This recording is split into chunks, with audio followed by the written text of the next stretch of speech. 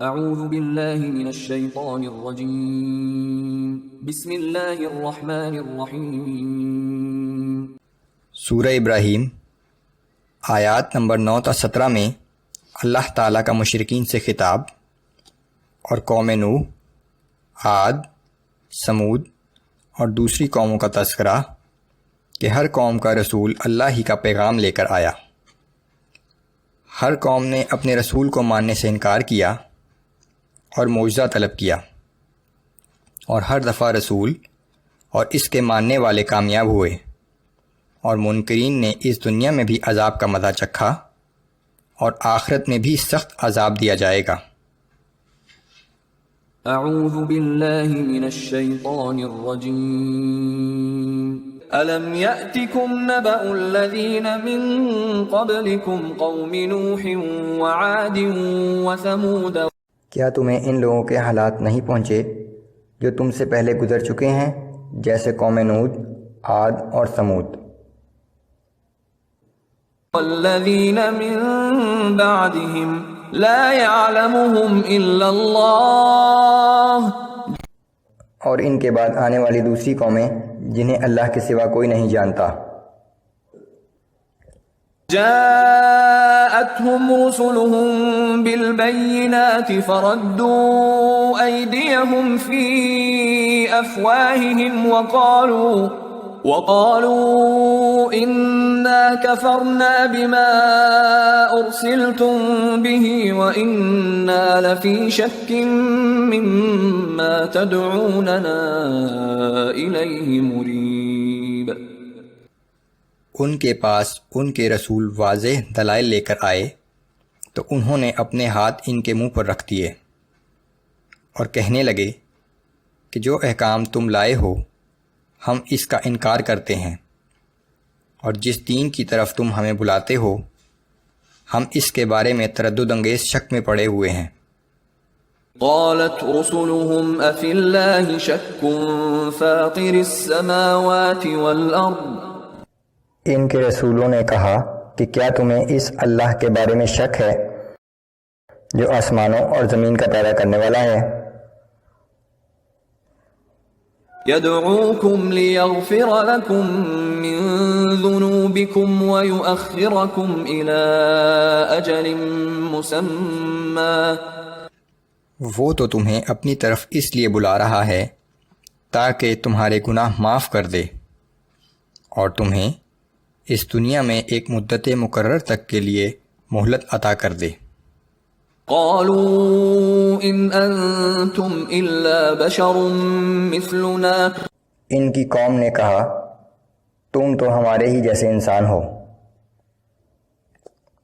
تريدون ان تصدونا عما كان يعبد آباؤنا فأتونا بسلطان مبين۔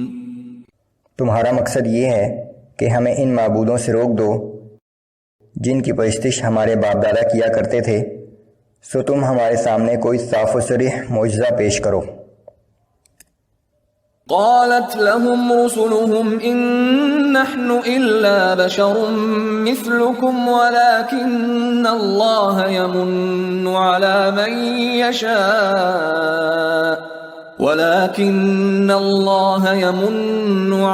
من يشاء من عباده۔ ان کے رسولوں نے ان سے کہا کہ بے شک ہم تمہاری ہی طرح کے آدمی ہیں، لیکن اللہ اپنے بندوں میں سے جس پر چاہتا ہے احسان فرماتا ہے اور اسے اپنا رسول بنا لیتا ہے۔ وما كان لنا ان نأتيكم بسلطان الا باذن الله۔ اور یہ ہمارے اختیار میں نہیں کہ ہم اللہ کے حکم کے بغیر کوئی معجزہ تمہارے سامنے پیش کر سکیں۔ وعلى الله فليتوكل المؤمنون۔ اور مومنوں کو اللہ ہی پر بھروسہ کرنا چاہیے۔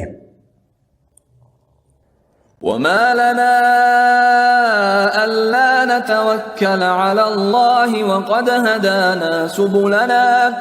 اور ہم اللہ پر کیوں بھروسہ نہ کریں جبکہ اسی نے ہمیں ہدایت و کامیابی کی راہیں دکھائی ہیں۔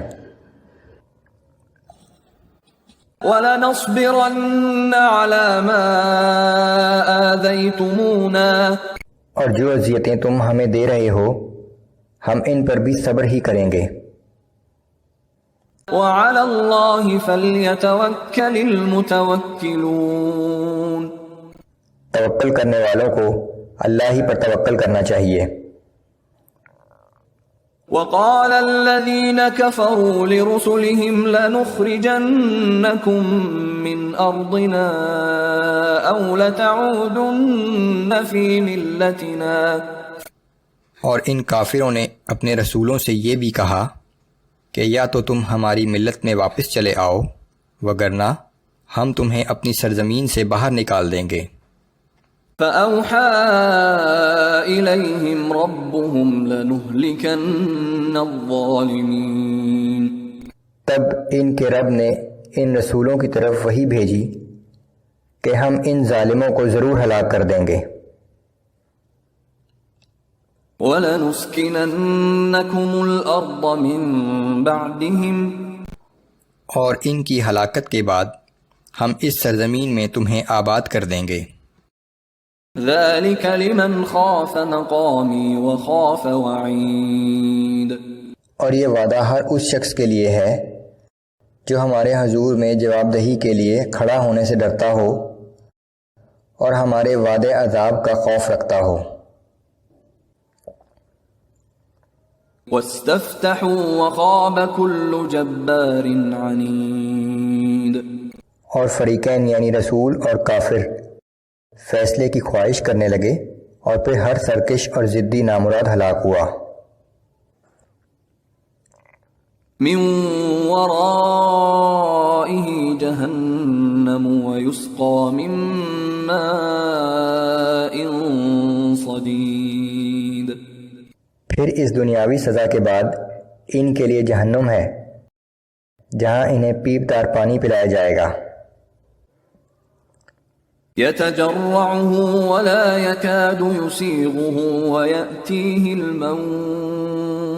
وَيَأْتِيهِ الْمَوْتُ مِنْ كُلِّ مَكَانٍ وَمَا هُوَ بِمَيِّتٍ جسے وہ بمشکل ایک ایک گھونٹ کر کے پیے گا لیکن اسے حلق سے نیچے نہ اتار سکے گا۔ اسے ہر طرف سے موت آتی ہوئی معلوم ہوگی لیکن وہ مر بھی نہ سکے گا۔ وَمِن وَرَائِهِ عَذَابٌ غَلِيظٌ پھر اس کے بعد اس سے بھی زیادہ سخت عذاب ہوگا۔